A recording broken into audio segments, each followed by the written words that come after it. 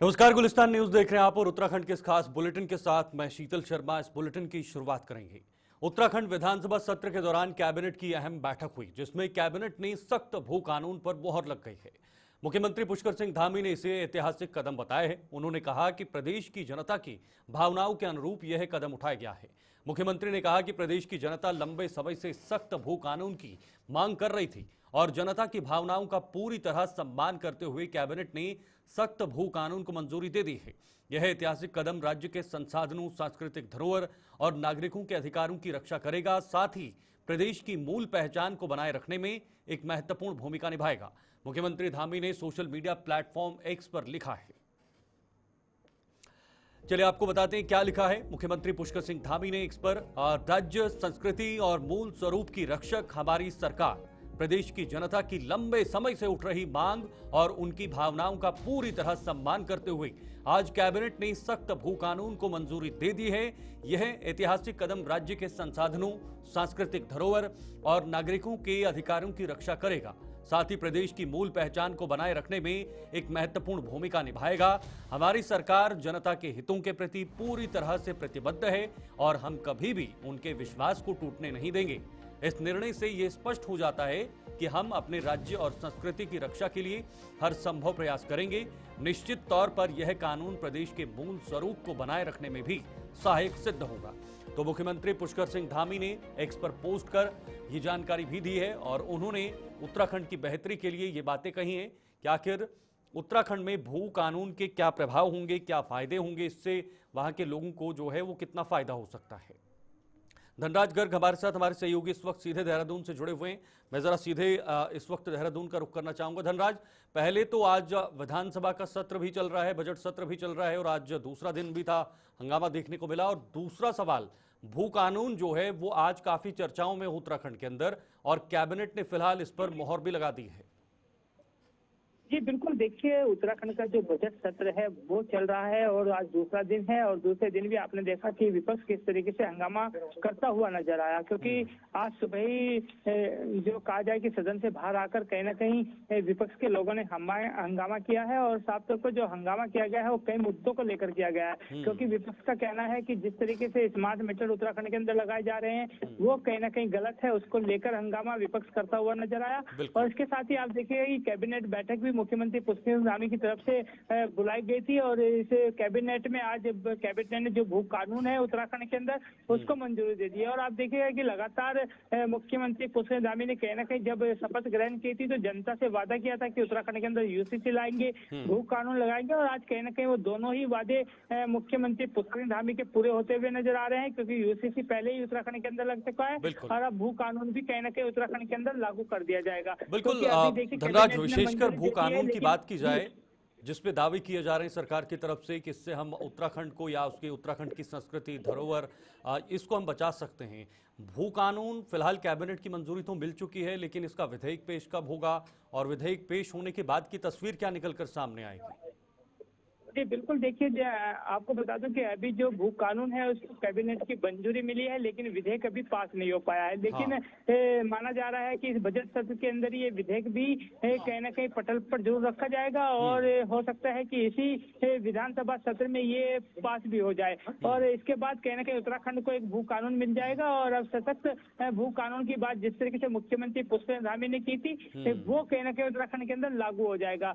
और मैं देखिएगा कि इसके बाद देखना होगा कि उत्तराखंड की जो कहा जाए कि संस्कृति है उसको बचाने के लिए, जो भूमि है उसको बचाने के लिए कहीं ना कहीं ये भू कानून लाया गया है, क्योंकि अब जो बाहर के लोग हैं यानी कि उत्तराखंड से बाहर के अन्य राज्यों के जो लोग हैं वो उत्तराखंड के अंदर एग्रीकल्चर की जमीन नहीं खरीद सकते हैं, यानी कि बल्क में जमीन नहीं खरीद सकते हैं। हालांकि घर बनाने के लिए वो अपनी जमीन जरूर यहाँ पर 200 वर्ग मीटर जरूर खरीद सकते हैं, लेकिन जो एग्रीकल्चर की जमीन है उसको नहीं खरीदा जा सकता है। क्या इसमें उत्तराखंड का हर एक जिला शामिल है, हर एक इलाका शामिल है? धनराज, ऐसी खबरें हैं कि हरिद्वार और उधम सिंह नगर को छोड़कर कोई ऐसा जगह नहीं होगी जहां पर जमीन नहीं खरीद पाएंगे।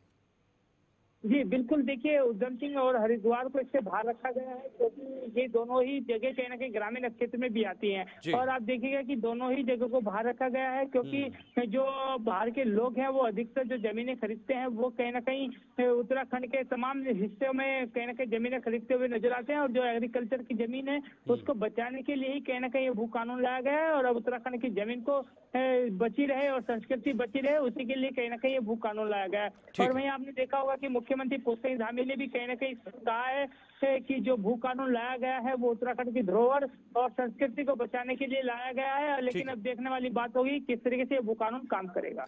लेकिन विपक्ष, सवाल ये है धनराज कि विपक्ष आखिर इसका विरोध क्यों कर रही है? क्या पूरे कानून का विरोध हो रहा है या कुछ ऐसे प्रावधान हैं जिनसे गिला शिकवा है विपक्ष को, जो चाहता है कि इसमें संशोधन हो, ये प्रावधान नहीं आने चाहिए? जी बिल्कुल, देखिए भू कानून की मांग लगातार विपक्ष भी करता हुआ नजर आ रहा था। काफी समय से भू कानून की मांग उत्तराखंड के अंदर चल रही है, चाहे आंदोलनकारी हो या फिर उत्तराखंड के वासी हो। तमाम उत्तराखंड के वासी कहीं ना कहीं भू कानून की मांग करते हुए नजर आ रहे थे। लेकिन अब जब भू कानून उत्तराखंड को मिलने जा रहा है तो कहीं ना कहीं विपक्ष उसके बाद भी आप देखिएगा कि विरोध जताता हुआ नजर आ रहा है। लेकिन अब ये देखना है कि आखिर विरोध क्यों है, क्योंकि उनका मानना है कि जो भू कानून लाया गया है वो सख्त कानून नहीं है और इससे कोई फायदा उत्तराखंड को नहीं मिलने वाला है। तो कहीं ना कहीं संशोधन की मांग इसमें जो है विपक्ष कर रहा है। हालांकि अभी तक देखा जाए तो जो सत्ता पक्ष के लोग हैं उनकी तरफ से बयानबाजी भी निकल कर सामने आई है। साफ तौर पर कहा है कि विपक्ष ने अभी तक ये भू कानून पढ़ा भी नहीं है, लेकिन उससे पहले ही कहीं ना कहीं विरोध जताने लगे हैं। और ये कहीं ना कहीं कहा जा सकता है कि विपक्ष का काम सिर्फ विरोध जताना है, ये कहना बीजेपी के लोगों का है। लेकिन जिस तरीके से विपक्ष लगातार विरोध जता रहा है, देखने वाली बात होगी क्या इस कानून में कुछ संशोधन किया जाएगा या फिर सरकार बैकफुट पर आएगी। धनराज, क्या क्राइटेरिया है, क्या प्रभाव है इस भू कानून का? और अगर लोग बाहर के उत्तराखंड में जाना भी चाहते हैं तो इस कानून के अंतर्गत उन्हें किस दायरे में रहना पड़ेगा? जी बिल्कुल, देखिए यदि बाहर के लोग उत्तराखंड के अंदर आना चाहते हैं और यहाँ पर जमीन खरीदना चाहते हैं तो उनको सबसे पहले जो घर की जमीन है सिर्फ वो ही ले सकते हैं, यानी कि 200 वर्ग मीटर ही जमीन वो ले सकते हैं। यदि एग्रीकल्चर की जमीन वो लेते हैं तो वो उनको नहीं मिल पाएगी। तो इससे कहने के जो भूमि है उत्तराखंड की वो जरूर बच पाएगी। और यदि उनको उत्तराखंड में व्यवसाय करने के लिए कोई जगह लेनी है तो उनको पहले उसके लिए एफिडेविट देना होगा कि आखिर वो जमीन पर क्या कुछ व्यवसाय करना चाहते हैं। क्योंकि आप देखेगा इन्वेस्टर के लिए कहीं ना कहीं मुख्यमंत्री पुष्कर सिंह धामी लगातार आमंत्रित लोगों को करते रहते हैं। अन्य राज्यों में जाकर भी आपने देखा कि हाल ही में उत्तराखंड के अंदर एक इन्वेस्टर समिट भी की गई थी जिसमें अन्य बाहर के लोगों को बुलाया गया था। और आप देखिएगा कि यदि इन्वेस्ट होता है तो उनको भूमि की आवश्यकता होती है तो वो भूमि खरीद सकते हैं, लेकिन उनको एक एफिडेविट देना होगा कि आखिर वो भूमि किस लिए खरीद रहे हैं और उनको उस भूमि पर वही कार्य करना होगा जिसके लिए वो भूमि खरीद रहे हैं। लेकिन धनराज, कोई निजी तौर पर अपना व्यापार उत्तराखंड के अंदर करना चाहता है या कोई बड़ा व्यापारी आना चाहता है, उसे जाहिर सी बात है बड़े लेवल पे जब व्यापार शुरू होगा तो बड़े लेवल पर ज़मीन भी चाहिए, बहुत ज़्यादा ज़मीन चाहिए ताकि वो उसको वहाँ पर बना पाए और उससे युवाओं को रोजगार मिले, उत्तराखंड की इकोनॉमी में भी बढ़ोतरी हो। उसमें सरकार के क्या नियम रहेंगे खास तौर पर? जी बिल्कुल, देखिए मैंने आपको बताया है यदि कोई उत्तराखंड के अंदर अपना इन्वेस्टर लगाना चाहता है या यहाँ पर कोई रोजगार करना चाहता है जिससे कहीं ना कहीं यहाँ के बेरोजगारों को रोजगार जरूर मिलता हुआ नजर आएगा, उसके लिए कहीं ना कहीं लगातार जो कहा जाए कि उसके लिए एक क्राइटेरिया रखा गया है। और एफिडेविट की जो बात मैंने आपको बताई है कि एफिडेविट उसको लगाना होगा कि आखिर वो किस काम के लिए यहाँ पर जमीन ले रहे हैं, तो उनको वो एफिडेविट कहीं ना कहीं उनके लिए अति आवश्यक होगा ताकि उस भूमि को खरीदने के बाद वो अन्य कामों में ना लगा। ठीक है धनराज, क्या वो एफिडेविट ही काफी है या फिर जमीन का दायरा भी कुछ है कि इतनी ही जमीन आप ले सकते हैं, इससे ज्यादा आप जमीन नहीं ले सकते हैं? जी बिल्कुल, देखिए जमीन का दायरा भी जरूर रखा जाएगा क्योंकि जो व्यवसायी उत्तराखंड के अंदर आते हैं तो उनको बल्क में जमीन चाहिए होती है और उनकी आवश्यकता के अनुसार कहीं ना कहीं उनको जमीन जरूर दी जाएगी। लेकिन उसके लिए उनको एक क्राइटेरिया होगा कि जिस तरीके से कहा जाए कि जो बड़ा रोजगार है या बड़ा प्रोजेक्ट है उसके लिए ज्यादा जमीन चाहिए तो उनको ज्यादा जमीन देनी होगी और जो कम रोजगार है तो उसको कम देना होगा। तो इसी तरीके से कहीं ना कहीं ये क्राइटेरिया रखा जाएगा और पूरा जो अभी भू कानून जब पूरा पास हो जाएगा तो उसके बाद ही ये कहना संभव होगा कि आखिर किसको कितनी जमीन मिल सकती है। धनराज, अब अगर इसी का दूसरा पहलू देखें, अगर इसका विधेयक आता है तो क्या आपको लगता है कि बहुमत से ये सरकार इसे पास करा पाएगी या वहां पर विपक्ष का जो रोड़ा है वो सामने आएगा? क्योंकि आपने कहा कि विपक्ष भी चाहता था कि यहाँ पर भू कानून हो, लेकिन यहाँ पर विपक्ष की तरफ से विरोध किया जा रहा है, तो क्या इसे जी राजनीतिक बिल्कुल गतिरोध देखिए, में माना जा सकता है? जी बिल्कुल देखिए, कहीं ना कहीं इसका विरोध लगातार विपक्ष करता हुआ नजर आ रहा है, लेकिन अभी ये समझना मुश्किल है कि आखिर विपक्ष विरोध क्यों कर रहा है, क्योंकि अभी तक जो कानून है वो सिर्फ कैबिनेट ने उसको मंजूरी दी है, लेकिन अभी तक जो कहा जाए जो पूरे परपत्र हैं कानून के, क्योंकि अध्यादेश एक जारी होगा उसके बाद ही कहीं ना कहीं उत्तराखंड के अंदर वो कानून लगेगा। तो इसके लिए कहीं ना कहीं विपक्ष को समझना होगा कि आखिर किस तरीके से वो जो पूरा भू कानून है वो किस तरीके का है और किस तरीके से वो काम करेगा, तो इसके लिए समझने की आवश्यकता है। लेकिन अभी देखिए, विपक्ष जो विरोध कर रहा है उसका साफ तौर ठीक पर है। यही कहना है, कहीं ना कहीं इसमें संशोधन की आवश्यकता जरूर होगी। चलिए, बहुत बहुत शुक्रिया आपका धनराज हमारे साथ ज्वाइन होने के लिए और ये जानकारी प्राप्त करने के लिए। धनराज हमारे सहयोगी इस वक्त देहरादून से बने हुए थे, जिन्होंने भू कानून को लेकर पूरी जानकारी बताई है, कैसे भू कानून लागू होगा और भू कानून अगर प्रस्ताव पास हो जाता है तो उसके बाद क्या कुछ नियम जमीन खरीदने वालों के लिए बनेंगे, वो प्रस्ताव पास होने के बाद ही ज्ञात होगा। आगे बढ़ेंगे। कांग्रेस के द्वारा हाट विधायक मदन सिंह बिष्ट ने विधानसभा के बजट सत्र के पहले दिन सदन में सरकार के खिलाफ अमर्यादित टिप्पणी की थी। कांग्रेस विधायक की इस टिप्पणी के बाद संसदीय कार्य मंत्री प्रेमचंद अग्रवाल और मदन बिष्ट के बीच तीखी नोकझोंक हो गई। उन्होंने कड़ा विरोध जताते हुए कांग्रेस विधायक से शब्द वापस लेने को कहा है। बिष्ट भी अड़ गए। संसदीय कार्य मंत्री प्रेमचंद ने कहा कि मुझे लगता है कि शायद मदन बिष्ट ने शराब पी हुई है। उन्होंने मुख्यमंत्री और सरकार के लिए असंसदीय शब्दों का प्रयोग किया है। संसदीय कार्य मंत्री प्रेमचंद अग्रवाल की इस टिप्पणी पर कांग्रेस विधायक मदन बिष्ट ने संसदीय कार्य मंत्री प्रेमचंद अग्रवाल से माफी मांगने को कहा है। उन्होंने धमकी दी है कि अगर संसदीय कार्य मंत्री ने माफी नहीं मांगी तो वह उन पर मानहानि का दावा करेंगे। ना हमारा एक भाषण पढ़ के आप सब कुछ करिएगा, सब कुछ वो करिएगा, लेकिन छल तो मत करो, फट तो मत करो, झूठ तो मत बोलो। झूठ की सरकार 3-3.5 साल से चल रही है। संसदीय कार्य मंत्री से माफी का कुछ ऐसा प्रस्ताव है? प्रस्ताव नहीं, माफी मांगेगा नहीं तो मैं इस पर मानहानि का दावा।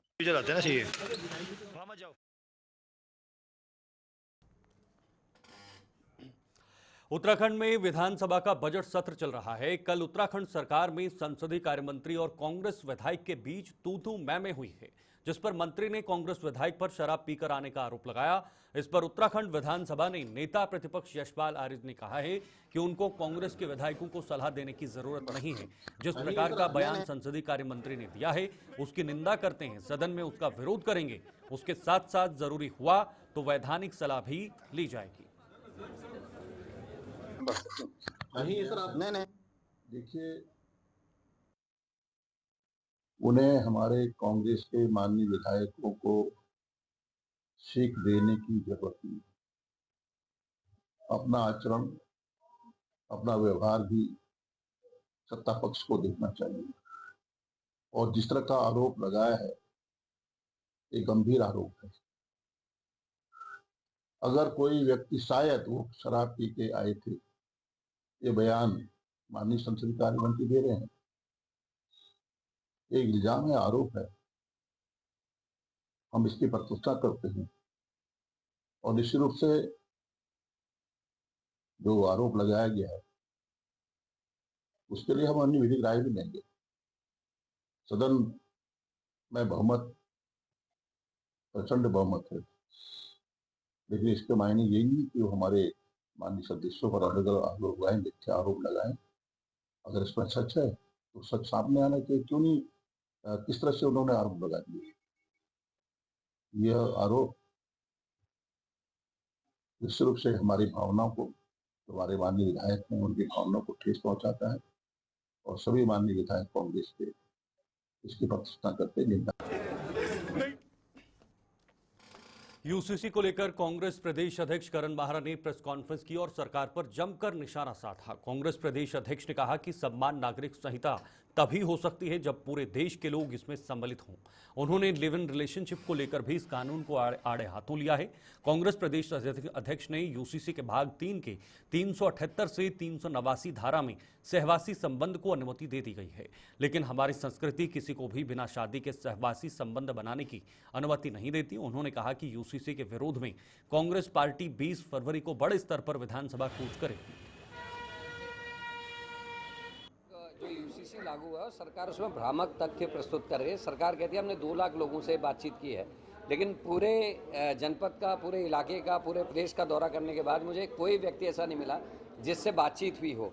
दूसरा, इसमें मेरे कुछ ऑब्जेक्शंस हैं, जिसमें हमारी संविधान की जो अनुच्छेद 44 है उसका पूरी तरह से उल्लंघन है, और इसके जो भाग 3 है वो सबसे ज़्यादा ऑब्जेक्शनेबल है, जिसमें लिव इन रिलेशनशिप की बात की है, सहवासी संबंध की बात की है, और ये उत्तराखंड की संस्कृति के बिल्कुल विरुद्ध है। हमारे यहाँ का कोई परिवार इस चीज़ के लिए तैयार नहीं कि उनके बच्चे बिना विवाह के एक दूसरे से शारीरिक संबंध बनाएं या सहवासी संबंध बनाएं। इसकी जो प्रक्रियाएं हैं वो बड़ी जटिल है। इसमें अलग होना बड़ा आसान है। सबसे बड़ा कारण है कि जैसे अगर आप किसी के संग 1 महीने के अंदर आपको रजिस्ट्रेशन करना बाध्य कर रखा है, आप 25 दिन रहे किसी लड़की के संग और रजिस्ट्रार ने जांच के बाद आपके रजिस्ट्रेशन को करने से मना कर दिया, और इस 25 दिन में अगर लड़की गर्भवती हो जाती है तो उसका बच्चे का, उस लड़की का क्या होगा, इसके लिए कोई प्रावधान इसमें नहीं है। दूसरा, विवाह करने के, एक लड़की के संग सहवासी संबंध बनाने के साथ लिव इन रिलेशन में रहने के बाद अगर कोई व्यक्ति आवेदन करता है अलग होने के लिए, तो 15 दिन के अंदर उसको रजिस्ट्रार जो है अलग करने की प्रक्रिया को पूरा कर देगा, वो अलग हो सकता है। और इसमें कोई बाध्यता नहीं है कि दूसरे के संग नहीं रह सकता। एक के साथ रहेगा, कुछ समय बाद छोड़ के दूसरे के संग रह सकता है, उसको छोड़ के फिर तीसरे के संग रह सकता है। तो ये कोई अच्छा कानून नहीं दिखाई देता। दूसरा, आप बच्चों के भविष्य की बात कर रहे हैं। आदमी कितने भी बच्चे किसी से भी पैदा करेगा, ये अधिकार तो सरकार ने, कानून ने पहले भी दिया था। अगर किसी का कोई अवैध संतान पैदा होती है और वो साबित हो जाता है कि ये संतान किस व्यक्ति के है, तो उस व्यक्ति की संपत्ति पे, उसके हर चीज़ पे उसका अधिकार होता है। ये पहले से कानून में, तो कोई नई चीज़ इन्होंने नहीं दी है। लेकिन पॉलीगमी को बढ़ाने का काम ये कानून करेगा। एक तरफ आप माइनॉरिटी के लिए, मुसलमान भाइयों के लिए कहते हैं कि वो 4-4 शादियाँ कर सकते हैं, ये गलत है। दूसरी तरफ आपने इस लिव इन रिलेशनशिप में उसको बढ़ावा देने का काम किया है। आपका जो कानून है वो एक व्यक्ति को कई महिलाओं के संग रहने की इजाज़त दे देगा। एक के साथ रहेगा, 15 दिन में तलाक होगा। इधर कुमाऊं कमिश्नर दीपक रावत सितारगंज तहसील स्थित अधिकारी कार्यालय पहुंचे। वहीं उप जिलाधिकारी कार्यालय पहुंचकर कुमाऊं कमिश्नर दीपक रावत ने उप जिलाधिकारी कार्यालय का निरीक्षण किया। निरीक्षण के दौरान कुमाऊं कमिश्नर दीपक रावत उप जिलाधिकारी कोर्ट में बीते विगत वर्षों से चल रहे मामलों में खामियां मिली, जिसको लेकर कुमाऊं कमिश्नर ने निरीक्षण लिस्ट बनाकर उधम सिंह नगर के जिलाधिकारी के समक्ष पेश करने की बात कही है। कुमाऊं कमिश्नर दीपक रावत ने मीडिया से रूबरू होते हुए कहा कि उप जिलाधिकारी कोर्ट का निरीक्षण किया गया है। निरीक्षण के दौरान कोर्ट में विगत 3 वर्षों से वाद विवाद की फाइल पेंडिंग पड़ी मिली, जो बिल्कुल भी सही नहीं है। उन्होंने बताया कि निरीक्षण लिस्ट बनाई जा रही है, जिसको उप जिलाधिकारी को पेश की जाएगी। उसके बाद जिलाधिकारी द्वारा नियमानुसार कार्यवाही की जाने की बात कही है। जो मैंने आज जो एसडीएम कोर्ट है उसका इंस्पेक्शन किया है, इसमें माननीय मुख्यमंत्री जी के निर्देश हैं और परिषद की ओर से निर्देश हैं कि जो मामले चल रहे हैं, कोर्ट में अलग अलग मामले चलते हैं, पब्लिक आती है, यहाँ पे अपील्स होती हैं, डायरेक्ट केसेस आते हैं, तो हर कोई ये चाहता है कि जल्दी उसको न्याय मिलना चाहिए, निस्तारण जल्दी होना चाहिए। तो पहले तो मैं ये देखने आया था कि जो पुराने मामले चल रहे हैं उसमें किस प्रकार से कार्रवाई की जा रही है। तो यहाँ पे मैंने देखा कि लगभग 65 मामले थे जो 3 वर्ष से ज़्यादा पुराने, तो उसमें जो पीठासीन अधिकारी हैं उनको विशेष ध्यान देने की आवश्यकता है और उसमें अनावश्यक विलंब बिल्कुल नहीं होना चाहिए। इसको देखने के लिए निर्देश यहाँ पे दिए गए हैं। लेकिन यहाँ पे दूसरी थोड़ा सा जो गंभीर मुझे लगता है चीज़ ये है कि यहाँ पे इस कार्यालय में बहुत सी फाइलें मुझे ऐसी प्राप्त हुई जो कि पेशकार के पास पड़ी हुई हैं और वो कहीं भी दर्ज नहीं है, जो कि बहुत ही एक गंभीर विषय है। क्योंकि अगर कोई फाइल कोर्ट में आती है तो उसको कोर्ट में पहले दर्ज होना चाहिए और दर्ज होने के उपरांत ही आगे जो उसमें कार्रवाई होगी, समन जाएंगे या साक्ष्य होंगे, वो नहीं किया गया। और भी जो कमियां यहाँ पे मिली हैं वो मैं एक विस्तृत यहाँ पे अपना निरीक्षण नोट बना रहा हूँ और यहाँ के अभी जो जिलाधिकारी हैं उनसे मैं कहूँगा कि स्वयं एक बार इस कोर्ट को देख लें और विशेषकर उन फाइलों को जो फाइलें कार्यालय में तो आ चुकी हैं लेकिन कहीं भी दर्ज नहीं है, और कुछ फाइलें ऐसी हैं जो 6-7 महीने से पड़ी हुई हैं, उन पर कोई भी कार्रवाई नहीं हो रही और वो न्यायालय की फाइलें हैं। तो इसमें जो भी व्यक्ति जिम्मेदार है उनके विरुद्ध जिलाधिकारी महोदय अपने स्तर से अनुशासनिक कार्रवाई करें और अनुशासनिक कार्रवाई करने के उपरांत फिर मुझे बताएं।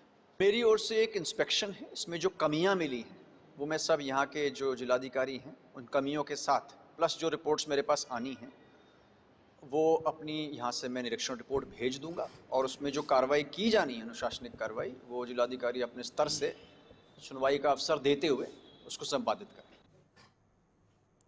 आगे बढ़ेंगे। उत्तराखंड विद्युत नियामक आयोग द्वारा राज्य में विद्युत दरों के वृद्धि प्रस्ताव पर लोहाघाट ब्लॉक में जन सुनवाई की गई, जिसमें आयोग के अध्यक्ष मदन लाल प्रसाद व आयोग के सदस्यों के द्वारा उपभोक्ताओं की बात को सुना गया। आयोग अध्यक्ष ने जानकारी देते हुए बताया कि राज्य की विद्युत कंपनियां यूपीसीएल, पिटकुल, यूजेवीएन लिमिटेड एवं एलएसडीसी द्वारा वित्तीय वर्ष 2025-26 की विद्युत दरों में बढ़ोतरी का प्रस्ताव आयोग के समक्ष प्रस्तुत किया गया है, जिसमें समस्त विद्युत कंपनियों के द्वारा वित्तीय वर्ष 2025 और 26 के टैरिफ में 29.23% की वृद्धि प्रस्तावित की गई है। इस संबंध में आयोग के द्वारा राज्य के विभिन्न स्थानों में आम उपभोक्ताओं का पक्ष जानने हेतु जन सुनवाई की जा रही है। जन सुनवाई में घरेलू, अघरेलू श्रेणी, उद्योग श्रेणी, पीडब्ल्यूडी उपभोक्ताओं के सुझावों एवं आपत्तियों को सुनने के बाद आयोग द्वारा विद्युत दरें निर्धारित की जाएंगी तथा नई विद्युत दरें 1 अप्रैल 2025 से लागू होंगी। यहाँ पर जो टैरिफ की सुनवाई हुई 23-24 का ट्रू अप जो पुराने खर्चे रह गए हैं 24-25 परफॉर्मेंस रिव्यू, 25-26 से लेकर 27-28 3 साल का टैरिफ। यहाँ पर जो भी सामान्य उपभोक्ता आए थे अपनी अपनी बात रखी और जो उससे संबंधित विभाग है ऑफिशियल उन्होंने अपने तर्क दिए। इन सब पहलुओं पर विचार करते हुए ये विचार किया जाएगा कि टैरिफ बढ़ाना उचित है या नहीं है।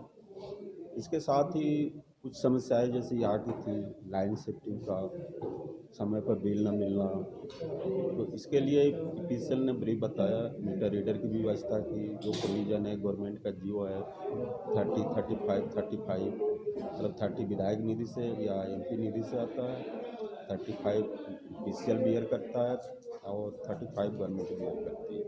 तो कोई भी लाइन शिफ्टिंग अगर इस तरह का है तो आप इस मद में करा सकते हैं। और स्मार्ट मीटर के विषय में बहुत विस्तृत चर्चा हुई और पहले ये था प्रोविजन की प्रीपेड मीटर लगाएंगे, बाद में इन्होंने प्रीपेड के बजाय पोस्ट पेड मीटर लगाएंगे। सतपुली तहसील के अंतर्गत खनन विभाग ने बड़ी कार्रवाई की है। जिला खनन अधिकारी राहुल नेगी और उप जिलाधिकारी ने सतपुली क्षेत्र के अंतर्गत बिलखेत स्थित खनन पट्टा व सतपुली तहसील के समीप स्टोन क्रेशर का औचक निरीक्षण किया। निरीक्षण के दौरान दोनों जगहों पर अनियमितता पाई जाने पर खनन कार्य पर रोक लगाकर क्रेशर प्लांट को सीज किया है। जिला खनन अधिकारी राहुल नेगी ने बताया है कि सतपुली के बिलखेत के करीब खनन पट्टे का निरीक्षण किया गया है। निरीक्षण के दौरान नियमों की अनदेखी की जा रही थी। अग्रिम आदेशों तक खनन पर रोक लगा दी गई है। साथ ही ई खनन पोर्टल को भी बंद किया गया है। जिला खनन अधिकारी ने बताया है कि इसके अलावा सतपुली तहसील स्थित स्टोन क्रेशर का निरीक्षण भी किया गया, जिसमें निर्धारित नियमों के उल्लंघन के साथ भंडारित उपखनिज में विभिन्नताएं पाई गई। अवैध भंडारण की श्रेणी में आने के बाद कारण स्टोन क्रेशर को मौके पर ही सील कर दिया तथा प्लांट संचालक को अग्रिम आदेशों तक खनिज भंडारण को खुर्द-बुर्द न करने की सख्त हिदायत दी गई। जिला खनन अधिकारी ने कहा है कि आगे भी अवैध खनन व अनियमितताओं पर सख्त कार्रवाई जारी रहेगी। कुछ दिन पहले शिकायतें आई थी जिसमें 3 वाहनों का चालान हुआ है और वहाँ पे एक स्टोन क्रेशर है जिसमें नियमों की अनदेखी हो रही थी, जिसको भी अपने मौके पे नियमानुसार उस पर कार्रवाई कर मौके पर सीज किया है और उसकी जो अग्रिम रिपोर्ट होगी जिलाधिकारी महोदय को सौंपी जाएगी। तत्पश्चात उसमें कुछ निर्णय लिया जाएगा। इधर काशीपुर के ब्लॉक कार्यालय में तहसील दिवस का आयोजन किया गया, जिसमें जिलाधिकारी नितिन भदौरिया ने जनता की समस्याएं सुनी हैं। अधिकांश समस्याओं का मौके पर ही निस्तारण किया गया। इसके साथ ही तहसील दिवस में राजस्व चकबंदी, आय प्रमाण पत्र, जाति प्रमाण पत्र और अन्य मामलों में लगभग 70 शिकायतें जिलाधिकारी के समक्ष रखी गईं, जिसमें कुछ शिकायतों का मौके पर ही निस्तारण किया गया, जबकि कुछ शिकायतों का संज्ञान लेते हुए जिलाधिकारी ने अपने अधीनस्थ अधिकारियों को निर्देशित किया और सप्ताह के भीतर जितनी भी समस्याएं हैं उसका शीघ्र निस्तारण करने के निर्देश भी जारी किए। ये तहसील दिवस में अभी तक 55 शिकायतें आ चुकी हैं। अभी ऑन बेंच है यहाँ पे चल रहा है, तो लगभग हम लोग 60-70 के आसपास शिकायतें हम लोग एक्सपेक्ट कर रहे हैं। लगभग जो शिकायतें आ रही हैं कुछ राजस्व विभाग की आ रही हैं जिनमें ऑन द स्पॉट इंस्पेक्शन कराए जा रहे हैं और 28 फरवरी तक सारे इंस्पेक्शन लाइन अप किए गए हैं। इसमें कुछ चकबंदी विभाग से भी रिलेटेड है, तो उनका भी मौका मुआयना कराया जा रहा है। जहाँ प्रार्थी संतुष्ट नहीं है वहाँ तहसीलदार भी अपना जाकर कार्रवाई करेंगे। इसके अलावा कुछ जो हमारी स्कीम्स ऐसी हैं जो हमारे ब्लॉक से संचालित होती हैं। डोईवाला के माजरी ग्रांट लालतपड़ क्षेत्र के अंतर्गत कई बीघा सीलिंग की भूमि पर कब्जा किया हुआ है, जिसकी शिकायत कुछ दिन पूर्व बीजेपी नेता संजीव सैनी द्वारा मुख्यमंत्री को एक ज्ञापन देकर की गई। मुख्यमंत्री के निर्देशों के बाद प्रशासन हरकत में आया और सीलिंग की भूमि का चिन्हीकरण शुरू कर दिया। प्रशासन के निर्देशों के बाद डोईवाला के तहसीलदार सोहन सिंह रांगड़ मौके पर पहुंचे और लगभग 30 बीघा सीलिंग की भूमि को चिन्हित करने में जुट गए। तहसीलदार ने बताया कि सरकारी जमीन को चिन्हित कर इस पर काबिज लोगों को जल्द ही नोटिस दिया जाएगा और समय सीमा के भीतर सीलिंग की जमीन खाली नहीं करने वाले अवैध कब्जाधारियों पर मुकदमा दर्ज किया जाएगा। शिकायतकर्ता ने सरकारी भूमि को कब्जा मुक्त कर उस पर केंद्रीय विद्यालय बनाने की मांग प्रशासन से की है। क्षेत्रीय लोग आए थे माझी ग्रांट के, उन लोगों ने मुझे अवगत कराया कि वहाँ पर जो असामाजिक तत्व हैं, कुछ उत्तर प्रदेश से संबंध रखते हैं और यहाँ पर गुंडागर्दी भी करते हैं, भोले भाले लोगों को परेशान करते हैं। उन लोगों ने वहाँ पर कब्जा किया हुआ है। उन लोगों का विषय जब मेरे संज्ञान में आया तो मैंने माननीय मुख्यमंत्री जी को अवगत कराया। माननीय मुख्यमंत्री जी ने जिलाधिकारी महोदय से वार्ता की और जिलाधिकारी महोदय से मैं स्वयं मिला। स्वयं जाके मैंने उनको सारा विषय बताया तो जिलाधिकारी महोदय ने उप जिलाधिकारी डोईवाला को निर्देश दिए कि जो सरकारी भूमि है उस पर कार्रवाई की जाए, उस सरकार में निहित की जाए, क्योंकि सरकार की। क्या मानते हैं प्रशासन द्वारा जो काम गलत हो रहा है? क्या अपील करेंगे? बार बार यहीं पे आ रहे हैं, वापस जमीन कभी कुछ कर रहे हैं, कभी कुछ कर रहे हैं। प्रशासन से क्या मांग करते हैं? हमें न्याय मिलना चाहिए बस। जो ज़मीन हमारी है तो हमारे नाम पे ही आनी चाहिए। जो सीलिंग की ज़मीन हमें नहीं पता था कि सीलिंग की ज़मीन है क्या है। पहले क्यों नहीं दिखाई दी है सीलिंग की ज़मीन? कम से कम 100 साल से लगभग हो ही गए हैं, तब क्यों नहीं दिखाई दिया? ये इसी साल में क्यों दिखाई दे रहा है? तो आप इस कार्रवाई को गलत मानते हैं? इस कार्रवाई को गलत मानते जी कि ये ज़मीन ले लिया है। चूँकि जो आवेदन करता है, प्रार्थना पत्र वाले हैं, वो यहाँ पे मौजूद नहीं है। उनके एडवोकेट भी यहाँ पे उपस्थित नहीं है। तो अगर उनके पास कोई कागज़ होता है तो ठीक है, नहीं तो अन्यथा जो हमने यहाँ पे नाप जो की है उसके अनुसार हम रिपोर्ट जो है उच्च अधिकारियों को प्रेषित कर देंगे। और इनको जो इनके प्रतिनिधि के रूप में व्यक्ति हैं उनको बता भी दिया गया है कि आपकी ज़मीन ये वाली है और बाकी जो सीलिंग की ज़मीन है ये है। तो आगे देखते हैं। चलिए, खबर उत्तराखंड में फिलहाल के लिए इतना ही। दीजिए इजाजत, नमस्कार।